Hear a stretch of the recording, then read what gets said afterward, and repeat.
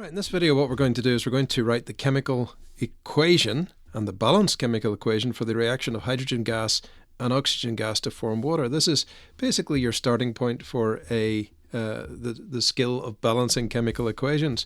So first of all we have to write down the correct chemical formulae for each of these substances. Now hydrogen comes as a diatomic element, so it's a diatomic gas. And we could put the state symbol in here, but we'll do that at the end, I think. So hydrogen and oxygen also comes as a diatomic gas. So hydrogen plus oxygen reacts to form.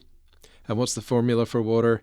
H2O. Let's tidy that up. Okay, so the first thing we do, once we've got our formulae written out, that's step one, write out the correct formulae. Now what we can't do is we can't change these formulae. Water is water, right? So I can't make this H2O2 if I need an extra oxygen on this side, because that would make that hydrogen peroxide, which is a different substance. So you can't have that.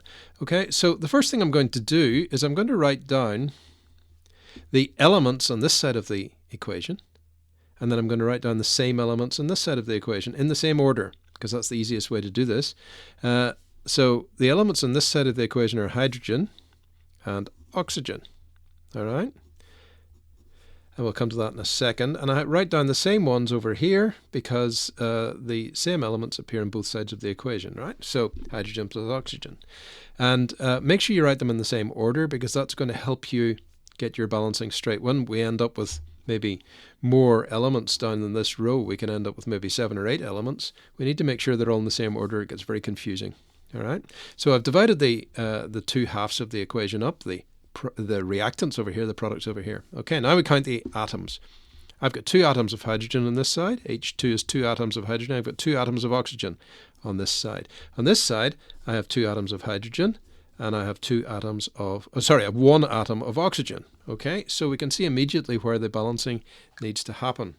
Okay, so I need to get more oxygen on this side of the equation than so that it gets up to the amount here. I can't take any oxygen away from here.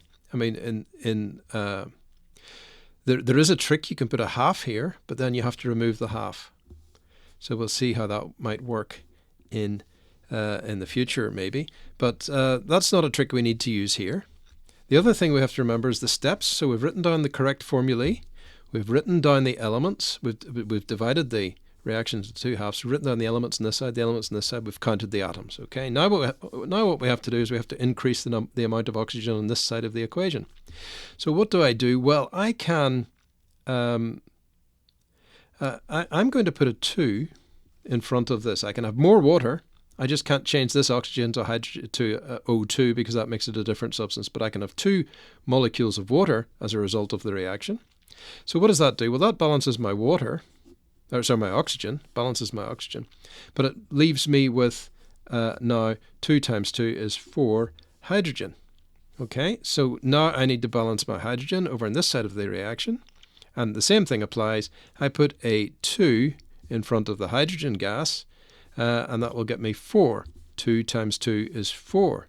Okay, and now I can write out the correct chemical equation for this, which is, so 2H2, that's a gas, plus O2, that's a gas, reacts to form 2H2O, and that is a liquid. All right, easy to make mistakes, as you can see. There you go, there's your correct formula. And what we do is we get our marking pen out and we give ourselves a big tick. Well done. See you next time.